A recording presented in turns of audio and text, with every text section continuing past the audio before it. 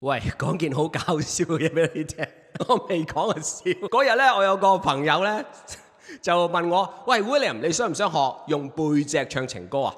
奇怪喎，用丹田唱歌啦，喉嚨唱歌，聲帶唱歌，甚至用呢個鼻腔去唱歌。我從來冇人聽過話用背脊去唱歌喎，咁勁，係咪新技巧嚟㗎？我 friend 話：妖，係首歌嚟㗎，傻佬！